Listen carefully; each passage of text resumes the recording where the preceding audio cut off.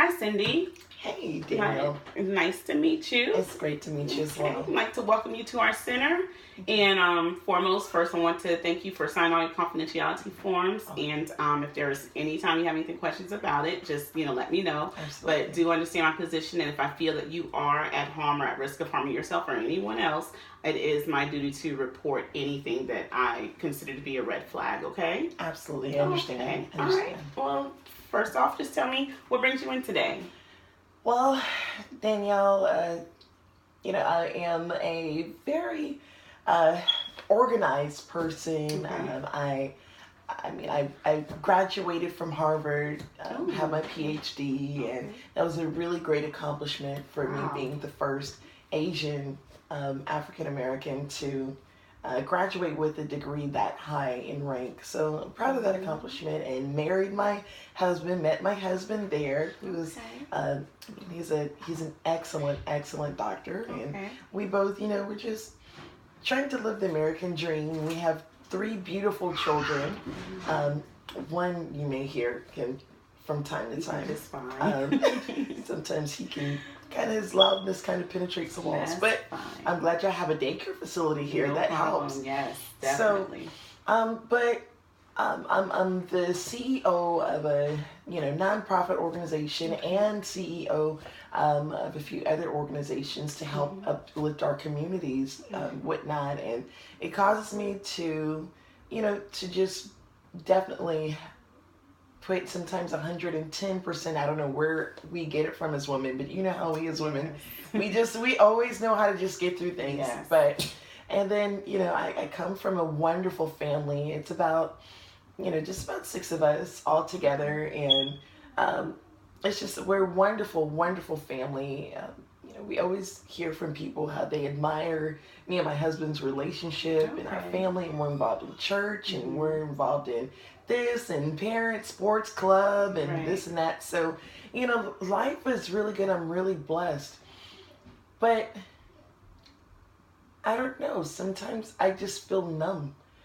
I feel kind of like I feel like I'm in a crowd. I mean, like, there's a crowd, but I feel like I'm all by myself, even with the crowd.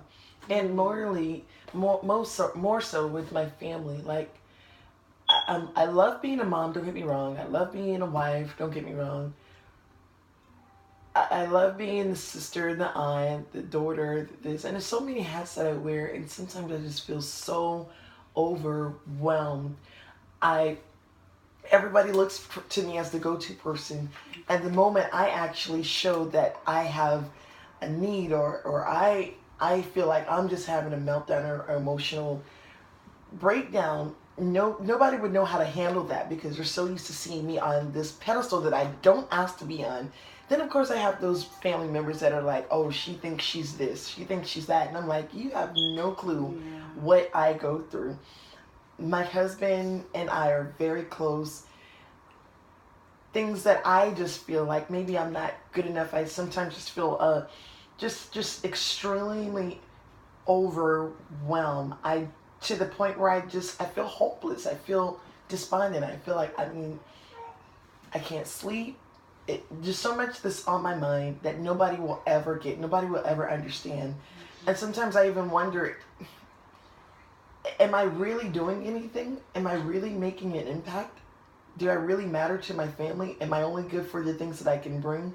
Nobody thinks about what I want.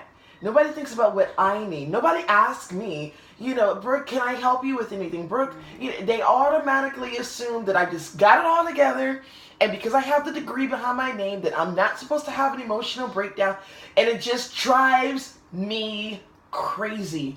I just want to go somewhere and just disappear, and sometimes I wonder what life would have been like if I was not even born. If I wasn't born, then I wouldn't have to experience feeling the way that I do. If I wasn't born, then I wouldn't have to know what pain feels like. If I wasn't born, I wouldn't have to know what frustration is like, and having to figure out everybody's life, and nobody is there to help me with my issues if I wasn't born. And sometimes I wish I can just go back to that place where I don't exist. And sometimes I even wonder, with all the accomplishments and people calling my name and everybody knows me and I've been published in this magazine, nobody is willing to hear what I really feel like, because all of a sudden I would be thrown in the failure box, and I would be thrown in the, oh, she's not this, box. The whole stereotype. I'm so over it. I am so over it. So the only thing that kind of gives me some kind of peace of mind is while my kids are sleeping and I'm crying at night, and my husband is knocked out, tired, or he's at the hospital, and he's not available like he used to be. And I understand that we have a goal. We made a commitment to get through 20 years first, and then make sure our children are great, and blah, blah, blah. But it's just too much. Okay. I don't know where to start. Okay. I don't know what to do. Okay. Well, first, let me. Do I make any sense? You're making sense, but first I want to start off and ask, are you having any kind of suicidal thoughts? I know you question, in a sense, your purpose of you existing, period. Have you had any thoughts of suicide or doing harm to yourself? I mean, I think the thought crosses everyone's mind, about suicide, like, and I'm just being honest, I'm not crazy. I am not crazy. I'm not calling you crazy. I have a degree from Harvard. I'm well knowledgeable. I understand dynamics, Okay. But sometimes I've questioned, and I wouldn't commit suicide, but the thought has crossed my mind because, for one, my husband has an excellent policy on me. Right. Okay. He has a great policy. Mm-hmm. I know, like, if I was out of here, my kids and him would be set, and I would not want him to get married to anybody else. Oh, Lord. But if he chose to, then I would understand. But, the thought has crossed my mind, but I don't think I can bring myself to actually do it. do that, because to a certain part, to me, it's a little selfish to leave out of here. But then sometimes, I don't know, sometimes I feel so numb. Okay. Well, how often do you think about suicide? Say within a week, how often do you think about it? The thoughts, they kind of come in my sleep. Okay. So, and that's when I can sleep. I think that's partly the other reason why I don't sleep, because I constantly have that thought just kind of coming out of nowhere. But I ignore it, like I blow it off, so I don't entertain it too much. Okay. I know you said that you really don't get a chance to express it with, your family, because you feel as though, in a sense, they put y'all on a pedestal. You and your husband are like the ideal figure, for what a family is supposed to be, what a family is supposed to represent. Mm-hmm. Have you discussed or, vented to anyone about how you feel sometimes with the overwhelmness? Gee, did my family? No way. Some of them have always looked for me to fail, unfortunately. Mm-hmm. They smile, and I'm aware of who's really who. Right. So to be transparent, with them, I would be selling myself out to be hanged. Okay. So I don't really talk with them much. I mean, like, me and my husband, we take care of our parents. Right. We purchased a home for them so that they can live comfortably. And of course, there's a whole lot of flack from the family. Well, you should have let us know about this before you went and got them a house. I'm like, why do I need to consent you about taking care of you? You should be happy that we're taking care of our parents. Right. We don't look for a pat on the back. We don't look for, we don't look to be lifted and put on a pedestal. They put us on a pedestal. Right. But long story short, there's a whole lot of background with that. Okay. But I don't really have that outlet. My best friend that I did have, she passed away from cancer a couple of years ago. Sorry to hear that. Okay. Thank you. It's still hard because Candace was amazing. Okay. Well, Has anyone, I'm only asking these questions because of you mentioning that, the thoughts of suicide comes to you, in your sleep.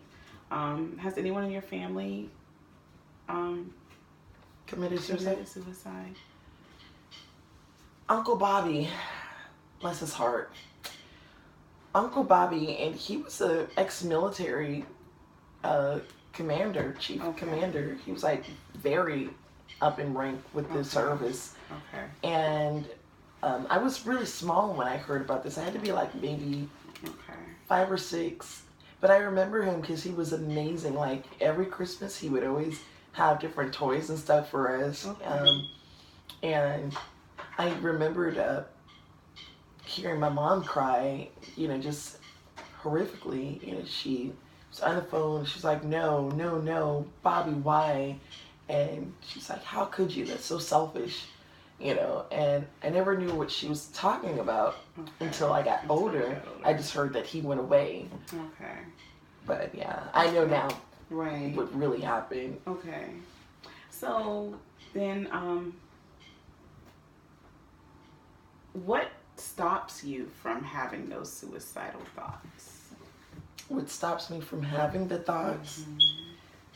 I mean, like, I have to, like, kind of combat it. Because sometimes I'll sit and I'll think about it, and then I'm like, no, I'm not going to do that. That's selfish. That word just kind of resonates with that word suicide to me. Okay. And so I think about my children. If I wasn't here, they're already clingy to me. So I'm just kind of like, well, it would definitely just not be good.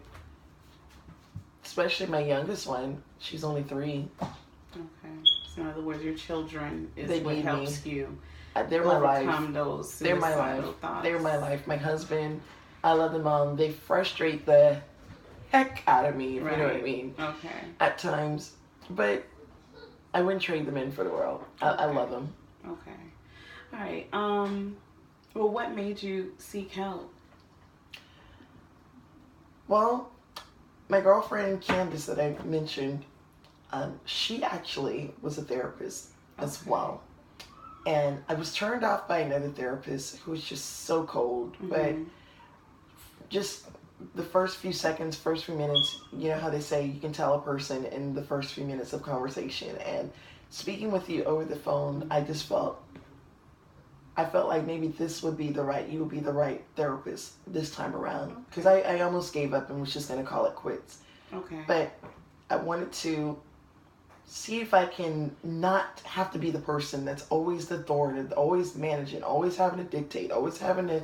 I just want to I want to be like everybody else for a chance and just come down from the mountain and have someone to actually help me. Okay. Show me how I can look at this picture because everything is a blur. Right. Okay. Everything's blurry. Well, first, I want to go ahead and just thank you for reaching out. And, thank you. Thank you for having me. No problem. And I'm here to do whatever it takes to make sure we, help you try to overcome some of these obstacles and goals that you like to achieve and accomplish. What I will have you do is sign a no suicide contract. That's just to cover ourselves, just to ensure me and you that, you don't seem to pose a threat, but because you are having, the thoughts to come here and there, we're going to see what we can do to at least try to help you get control of those thoughts, okay? Like, this isn't gonna go anywhere because, like I said, I have a reputation. Right. This isn't like a Yeah. sign and this is for public. No, ma'am. Okay. No, ma'am. Yeah, because I'm definitely not suicidal Right, now. right. Like, I just, Right. like I said, everyone, I think everyone, if we all be honest, Right. everybody has those Right, thoughts. they do. People just don't talk about it. Yeah. But Yeah, just listening to how much you have on your plate and how much everyone upholds you. We, in a sense, we're just going to cover ourselves. In a sense, to me, that's our bonding contract to get this goal accomplished between me and you. Letting me know that you are going to stick with it. You're going to be here physically well, yeah. with me. Well, when you to put it like make that, this yeah, happen. I am going to be here. And I need you here to make it happen. appointment, okay? Thank you. No problem. Thank you. So what I'm going to do is I'm going to set up another appointment. I want to see you back here in about 2 days. Okay. And what time frame is better for you? You know what? This week, whatever, I will cancel just because I absolutely just love your spirit. You remind me so much of Candace. Okay. So- okay. How about we say about 10 a.m. on Monday? And, you know, can we do 11? Because I got to take the baby to the Perfect. doctor's. Not a problem. We can do 11. And from Okay. there, I'll have other resources set up for you to try to help you with time management, with everything else you have going Yes. on. That'll give me something to work on. So when you come here, we can kind of have everything hashed out and planned. Okay? I was only inhaling, but now I can exhale. Oh, glad to hear that. Thank you. Thank you so much, Cindy. Thank nice you, to meet Danielle. you again. Absolutely. All right. I will be back. Thank you.